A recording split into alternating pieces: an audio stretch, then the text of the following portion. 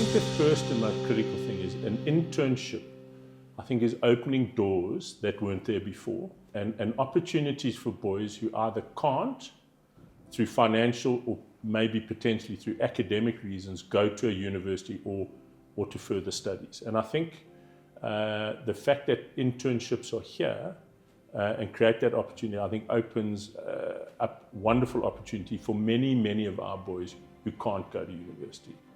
So I think the excitement is those boys who are young men who want to get out into the workplace, want to make positive contributions to the economy, want to work.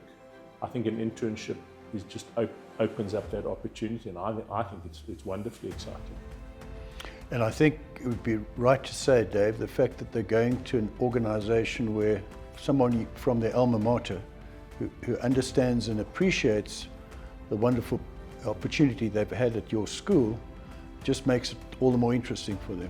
Absolutely, and I think that it creates an immediate synergy because we know each other, where we come from. I think you're going to get a bond forming there. I think it also brings a level of accountability immediately to the intern, realizing that it's someone, with a connection to the school, so you can't, duck and dive. You can't duck and dive for it. Yeah, absolutely. And the fact I think it brings old boy community back into the school is also a wonderful thing. And I think, the old boys can identify with the school. They're going to be able to identify with a young man, and I think that'll work both ways. And I think it just creates opportunities that didn't exist before. So, with the Sir Percy Hunting Foundation coming on board and facilitating this process, and yourself as well, I think it's a fantastic opportunity for us as a school and a fantastic opportunity for our boys.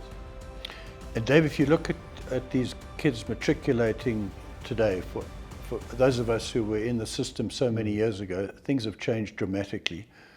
Would you be able to just share with us the profile of the average kid? Some have aspirations for university, as you said up front. Many of them can't get there for a variety of reasons. Where do they go? If they can't go to university, what's the likely prospect for them over the next year or two? Well, I think that's the reality.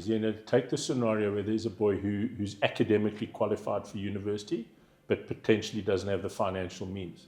Now he can't go to university. His secondary option is these FET colleges, the old technicons, which have sort of dismantled to a large extent, and the quality of teaching and learning that happens there is not very good. So quite often those children just get lost, and they talk about the missing middle. So I suppose the indigent, the very poor, could get that NSFAS funding. The people on the other side will get funding through their parents or maybe a bank loan, and then there is what they call the missing middle. And I think that it's that missing middle, I guess, where there is a large segment of our population at our school, where boys who've got very good academic qualifications, who young men who aspire to something in their life, want to make a contribution, want to make a difference, basically end up sitting at home. I engage with old boys all the time, young old boys who've been sitting at home. In fact, 2 of the boys we just recently placed were old boys, who I think the one boy had been at home for 2.5 years, despite vain efforts of getting into the workplace market. So, immediately through this internship, a boy had been sitting at home for 2 and a bit years, probably putting a drain on his family, and probably not feeling good about himself. He suddenly got into a job, into an internship. You've got a sense of self-worth, of value, and he can look his mum and dad in the eye, and he's making a contribution to the home. So that to me is the joy. So Dave, the idea, as you know, is the Percy Hunting Foundation has got capacity to support probably 30-40 kids in any one year. What we have in mind is a stipend somewhere no more than about 10,000 rands a month. We think for a period of 6 months. Again, we're not wedded to the 6 months, but that's the idea. At the end of that period, what's important for our old boys to appreciate is there's no further commitment. Yeah, I think that's critical for the old boy community, or people who are going to offer internships, to know that it comes sort of almost risk-free. But I think the 6 month, again, it's up to the intern to make an impression.